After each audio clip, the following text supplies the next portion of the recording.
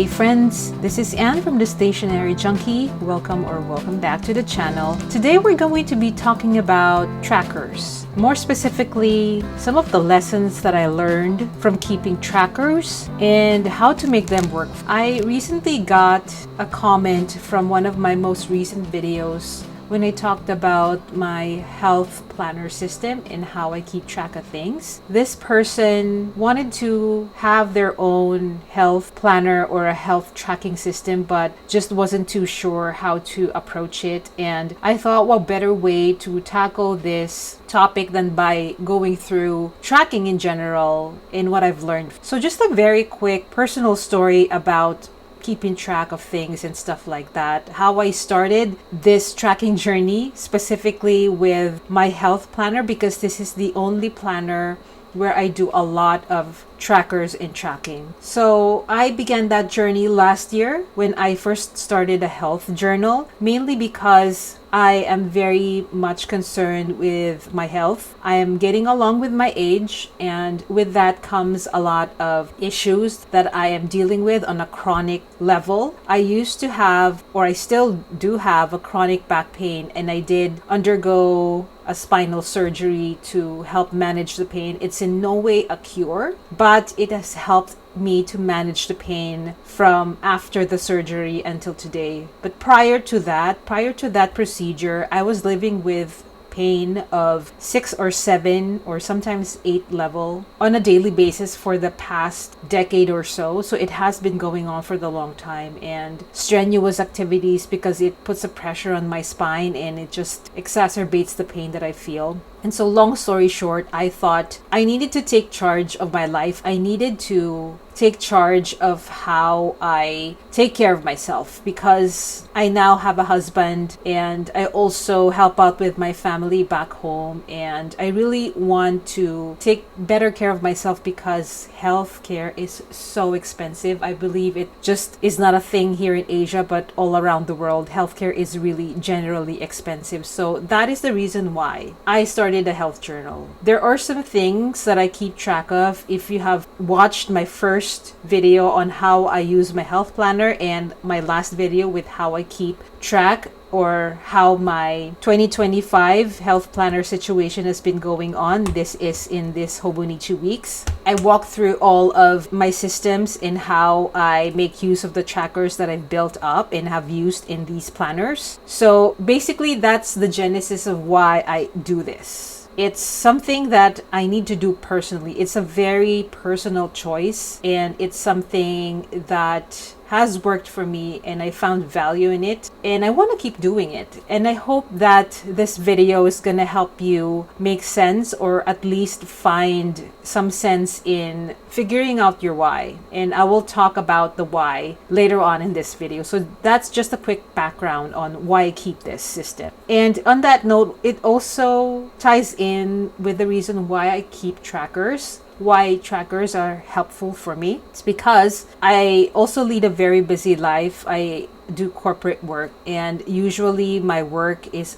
sedentary, and that's not very good with spine health and with my health in general, because leading a sedentary life can highly impact not just your spine but also your cardiovascular health and a lot of things. Because if you do not keep your body moving at a certain level, then it's just going to compound with a lot of things that are happening with your life, such as stress and anxiety. I'm not a health professional, so please take these things with a grain of salt and consult your health professional with a lot of these things. I'm just talking based on experience. So that's the reason why I keep trackers. I want to connect the dots, basically. I want to connect the dots with the current lifestyle that I had with what I want to achieve in the future.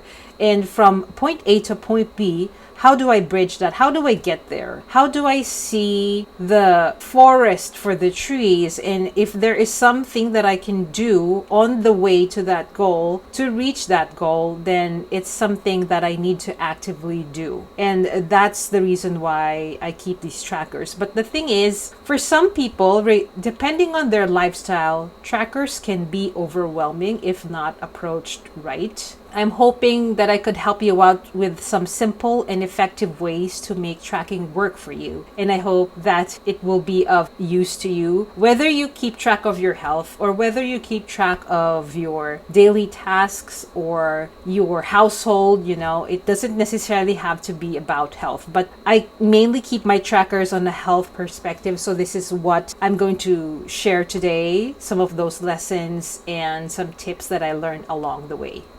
So some of the key lessons that I learned about tracking or keeping trackers, first and foremost, is to know your why. So I talked about that at the beginning of this video. I always encounter questions online about how to set up a health journal. What are the things that I need to track? Can you show me some of your spreads so that I can have some inspiration? I can, get some ideas on how I can, for example, make use of this quarterly section in a Sterling Ink or in the yearly tracker of the Hobonichi weeks. So people are always looking for ideas on how to utilize a certain section of a planner, or if you're using a plain notebook, like how do you set up a tracker? I see this all the time, but every time I see this, I'm just wondering, there's a lot of suggestions that come along with these questions, a lot of very helpful people who pitch in their ideas, but very few people talk about why. Why are you doing this? Why are you tracking? Why are you putting up a health tracker? Why are you keeping a chore tracker? Something like that. Nobody asks this question. And for me, that is the basic thing that you need to do, I feel, when you are keeping or wanting to keep track of things. What are you tracking? And understanding about why you want to do this. Is it for motivation? Is it for awareness, for habit building? Because understanding your why can help you to stay consistent and prevents unnecessary tracking. It's very easy to just set up all these things, to have a bazillion trackers, but without knowing why you're doing this, defeats the purpose. I feel that it also ties in greatly with consistency, because you can have just one kind of tracker or 10 trackers, but even with just one kind of tracker, but if you do not anchor yourself with why you're doing this, then it's not gonna work at all, or you're gonna struggle to maintain it or to keep track of it. And some of the questions that I ask myself if I go through this exercise is, why do I need to set up a tracker? Why, for example, do I need to keep a health journal? And I mentioned that in the beginning, right, with my backstory. I want to see my life. What are the things that I am currently doing right now that I feel could be improved on so that I can go, or I can achieve my goal of managing my pain, or at least not being sick for a long period of time at a certain point in the year or something to that extent. And my main reason for keeping a health journal is I want to take ownership of my body, because for the longest time I've been a prisoner of pain. I could not do anything strenuous, or I could not do any fun activities because my back pain is holding me back for so long. I felt that it has to stop. I have to take control. By taking control of my life, I'll be able to live my life as I want it, to enjoy what life has to offer and stuff like that. I know it could be a lofty thing, but for me, that's very fundamental. That's very existential. I would like to suggest to look into Ryder Carroll's video on the Bullet Journal channel. They do a very good video about setting intentions, because it's very existential. It's very fundamental to set an intention to whatever you do, so that you actually have a motivation. You actually have a definitive reason why you're doing this. So that's really what I wanted to get across at the very first thing before I say all of the other lessons that I've learned keeping all of these trackers, is to find your why first and foremost.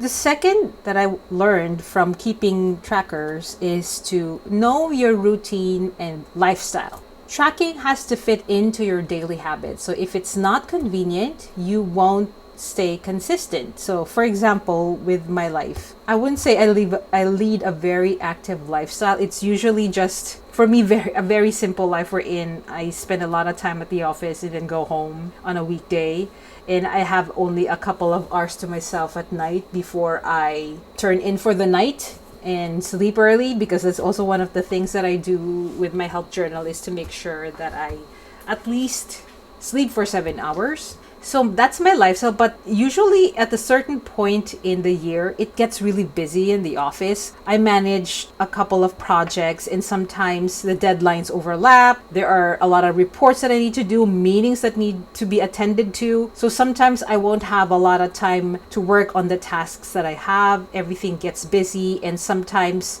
after work or beyond work, I also have other things to do, like maintaining this channel, and I also want to go out and, live my life. It's not always just the home and the office. Sometimes I would want to go out and, do some photo walk, or spend some time with my husband, go on a date night, or go traveling, something like that. So a lot of these activities sometimes take up most of the time. So if I have a lot of trackers that I need to update on a daily basis, and there are times wherein I cannot bring my planner or my journal with me because it's not portable, or if I'm going on a trip, I only have a limit to the baggage that I can bring for the trip, so I cannot bring all of my planners and journals. So that becomes a roadblock for me to be updated with my trackers and my journals. So you have to think about your routine and your lifestyle. If you are juggling a lot of things, if you are a wife, you're a husband, you're a teacher, you're also in charge of other people's schedule, you're a teacher. So there's a lot of things that you have to do, a lot of hats that you have to wear. And if you keep so many trackers, or if you keep track of several things across all of your 5 planners, for example, that's going to be a bit difficult on that aspect. If you're always on the go, for example, maybe you can supplement your analog tracking with a digital tracker or an app. So if you also, for example, love being on your journals, then maybe the paper planner analog kind of thing will suit you. It's really depending on your lifestyle. So that's something that you need to assess prior to thinking about what you want to track. So actually, in my health planner, because I've already set my intention, and I already know what kind of routine that I had, and because of, for example, the learning that I had with 2024, there are some things that I tweaked with my 2025 health planner, mainly because it's a totally different planner, and knowing how busy my life can get at a certain month in the year, I keep a tracker. I keep my trackers here in my planner, and at the same time I also keep a tracker digitally. I have this app on my phone. This is attached, or like the app connected to my smartwatch, and this one tracks my sleep and my steps. So even if, for example, I do not have time to update my Hobonichi weeks to keep track of my sleep, or like how many hours have I slept, and my steps as well, I don't need to be too stressed to fill it out on a daily basis, especially this tracker that I have, because I already automatically track it in my smartwatch, and is being noted here on the app that I have. When I go back, when I finally do have the time to update my health planner, I can easily look or refer to my app here on my phone to check, like, how many steps did I take? Did I really sleep 7 hours or more or not? Then I can keep log. So it's not a stressful thing for me, because if you, for example, you keep everything analog, and there might be something ad hoc that will happen in your life, and you're not able to update your planner, for example, on a couple of days. I think a couple of days is still doable, but if you miss out on updating your planner for a week, or worse, 2 weeks, it will be so difficult to update it. Trust me, I have been there. Having a companion digital app can help you keep track of things if there is a point in your life when you get too busy. So even also what I eat, I keep a log of, right? So here in the weekly section of the Hobonichi weeks, I keep a daily log of my food or the food that I eat. And I also have an app to keep track of, because here in this app, the app is called 8. I take pictures of the stuff that I eat. For example, in a day, I am unable to fill out my Hobonichi weeks. I can just look at the pictures in the app, fill it in whenever I have time. And after filling in, then I can check my food tracker here to see which food type have I eaten. I know that for some people, this could be very tedious, but for me, it's not, because as I mentioned, I have finalized my intentions. I have laid down the foundation of why I'm doing this tracking thing. So it's not a big deal for me to, keep track of different types of trackers for that matter. And the apps help me a great deal, catching up whenever I don't have time, or if I'm not in the right headspace, or, I'm in a mood that I don't want to touch my planners. At least it's still being accounted for in an app like this, and it's a habit that I've already formed. Okay, another tip that I learned along the way is to keep it simple. I know it's probably not aligned with what I just said, keep it simple, and you keep so many kinds of trackers in the different sections of your planner. Yes, that is correct. There's many categories, but again, I mentioned that if you are clear on your motivations, you're clear in your intentions, then it's something that is essential for you to do, then it won't be that much of a chore to fill up or to keep updated on. So I learned that focusing on essentials is ideal, and it's gonna get you a long way in consistency. And the benefit of consistency is that you'll be able to have comprehensive data for the entire year, and you can use that data for that year to help you plan for the next year and to see whether certain systems have worked for you or not. So keeping it simple, you can just start with, for example, on a health planner, you can just keep track of your food, and maybe you can just keep track of just 3 things: your sleep, your mood, or your pain. That's it. That's as simple as it can get. Once you have this data for the entire year, then you can compound on it for the next year. Maybe you want to keep a food log like this, so that you can understand if certain food help contribute to certain pain levels, for example, because there are some types of food groups that keep your body inflamed, and that contributes to the pain that you feel if you are dealing with chronic pain. So those kinds of things, you can connect the dots. But if you are just starting, I wouldn't advise, or I would not recommend for you to have a bazillion trackers when you're just starting on doing something new, like a health journal, for example. So just start simple and try to feel your way and see if this is something that you can keep up and it is something that fits your lifestyle.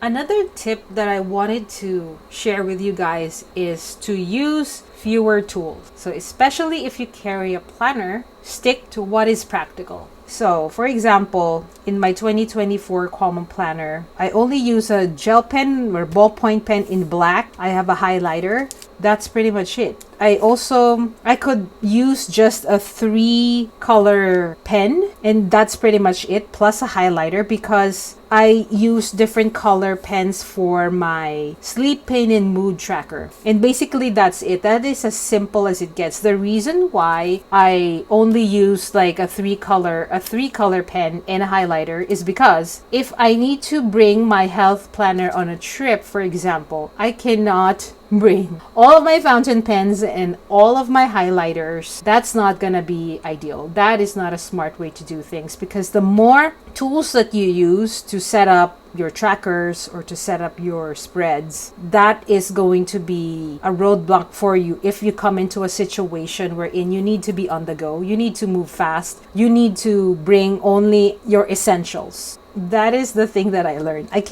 do not want to use so many tools, so many stickers in a very important planner such as my health journal. And this is the same thing that I've done this year, wherein I basically just use a 3-color pen. I keep this Hobonichi stencil because I use these squares to do my tracking for the food groups that I eat. Actually, I don't need this. I can just use a dot or just shade the box. I don't need this kind of like colored box thing. But because I carry a 3-color pen, I can do that. And that's pretty much it. Another thing that I use is the Zig Clean Color Dot markers, which I don't need to use on a daily basis because I keep track of my steps here in my monthlies. I don't need to put the dot every day, right? Because I have this tracker, and I can just do that whenever I have the free time. And when I'm at home, wherein I keep all of my supplies, right? I don't need to do that, and I can always be updated because I keep a log of these things, and I can do it at a later time. All right, the next tip that I wanted to share with you guys is to make time for reflection. All of these trackers, all of these numbers, all of these logging things don't mean anything if you do not synthesize it, if you do not make sense of it. Because tracking for tracking purposes is a waste of time, a waste of effort. And if, for example, you are doing that, more often than not, I see a lot of people abandon their trackers and abandon their journals altogether because they're just performing these things for no purpose at all. If you do not take stock of what you have written or what you are keeping track of, then there's no purpose for it. There is no intention, there is no reason why you're doing this. For me, it's really important to reflect on the things that I have done health-wise. I do that at the end of the month, wherein I do a health summary. This is all based on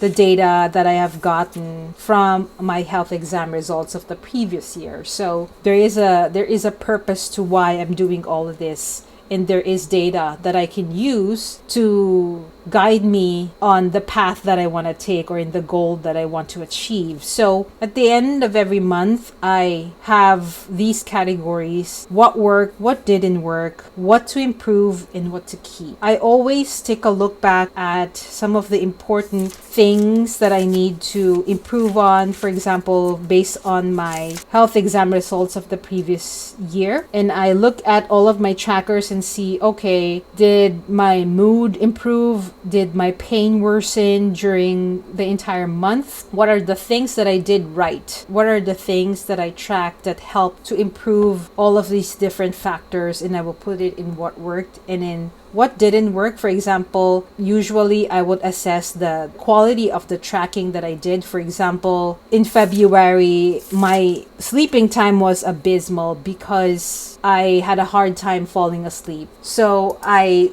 would say that if I made sure that I slept 7 hours or more, and if I did not do that, what are the things that kept me from doing that? And that is something that I would need to take stock of what didn't work. For example, if I drank coffee in the afternoon and I found that that's the reason why it's taking me a longer time to fall asleep at night, is because I inject myself with caffeine in the afternoon, and that's keeping me from having a good night's sleep. So I will put that in what didn't work. And then to improve is that, of course, definitely then I will stay out of drinking coffee in the afternoons and track that and see if there's any improvement. So observing myself and observing what I do vis-a-vis what I keep track of is helping me provide more context to the tracking, because these are just perfunctory things that you do on a monthly basis. But if you do not assess if these things are actually working for you or not, then it doesn't make sense. There is no reason why. Even if you set out on your intentions, if you do not look back and do not analyze what you are doing, then it's gonna be really a useless thing. It's not gonna work in the long run. Okay, and last lesson learned or tip that I wanted to share with you is to be kind to yourself. Missing days is okay. Consistency is greater than perfection. Our goal here is to be consistent, not to be perfect.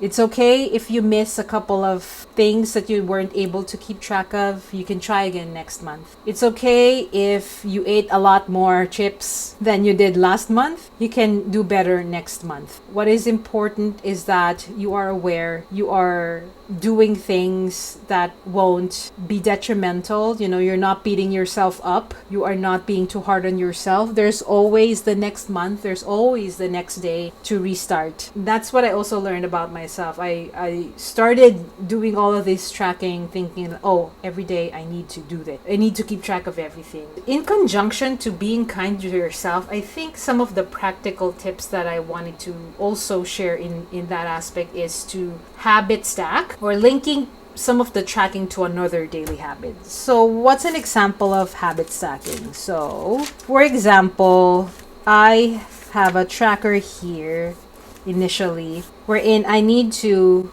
do 10k steps every day to be able to climb up the stairs 5 times in my workplace, because I want to make sure that I keep on moving, right? So and that helps with my 10k daily steps. So what I did, I habit stacked the 5 stairs habit and connected it to the 10k steps, because I mentioned it before that my office is in the 5th floor, and sometimes I will go to the 3rd floor to use the bathroom. So if I do that 5 times, then I count it as a one habit done. And that daily habit of taking the stairs 5 times contributes to my 10k steps. And also, when I take my lunch, I take it in another location, meaning I walk going to the food court at the train station near my office. So that gives me a couple more steps. By stacking this 5 stairs habit and taking my lunch outside of the office, that compounds all of my steps so that I can tick off this 10k steps every day. So this is what I mean about habit stacking. If there is one thing that you're tracking and that you can stack up that thing with another habit, that's gonna hit 2 birds with 1 stone. And that's really helpful for me. Having a sedentary type of work wherein I'm always at the computer 8 hours a day. So it's helping me a lot to not just tick off my 10k steps a day. It's giving me a lot of relief for my back because I get up to walk in the office and outside the office, and also the commute going home. So that's really helpful, and I find that doing that, I'm able to accomplish a habit very easily. And then another tip is to create a tracker reset routine every month. So what do I mean by tracker reset? It means that you can reset any tracker type that you have on your planner. How do I do that? I think I've done something similar here in 2025, wherein I did a self-care bingo this year. Last year I also did that, but only one time in 1 month to try if that's gonna work for me. But I put this self-care bingo spread in January. I also did it in February, but when I do a reset, it's usually about configuring a certain tracker. Like for this one, it's more of the setup, wherein this is like 16 self-care habits or self-care activities that I need to do. But in February, I trimmed it down to like 2, 4, 6, 8, half of it. And that's how I kind of like change things up or do a reset. I also kind of did a reset wherein I transferred some of the trackers here in my monthly page and I moved it here at the back because this portion is narrow and it's hard to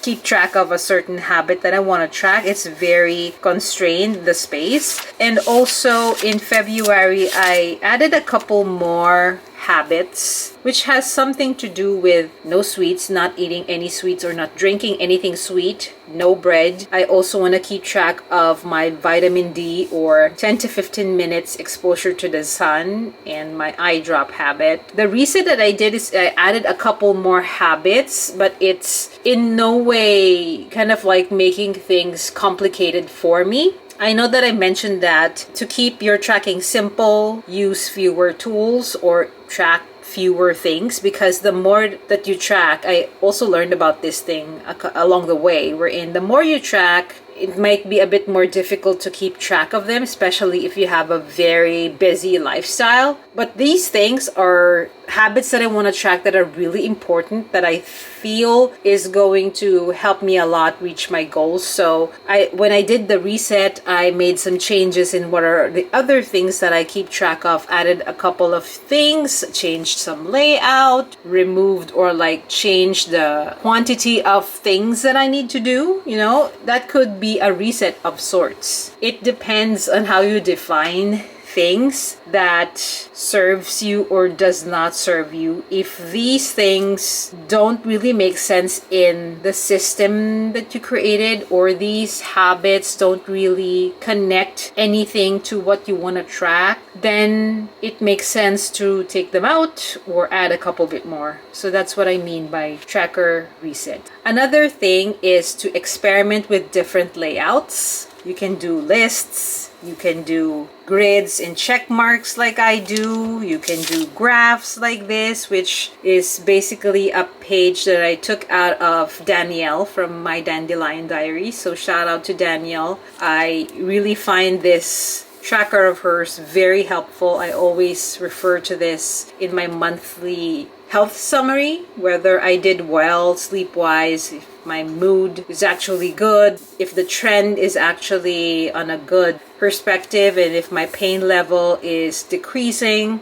So this is really very helpful for me. So try to experiment with different layouts, and you don't need to utilize all the sections of your planner. Some people can just track one thing in the notes section. Some people just need to use the tracker at the yearly overview, or some would need a monthly at a glance thing to keep track of whatever they want to track. So it really depends. It's a lot connected to knowing your why, and by knowing your why, you also try to form a system of sorts that will help you connect the dots and see the connections of different things that you're tracking, so that when you lay it out on your planner, when you track them in your digital apps, it all makes sense.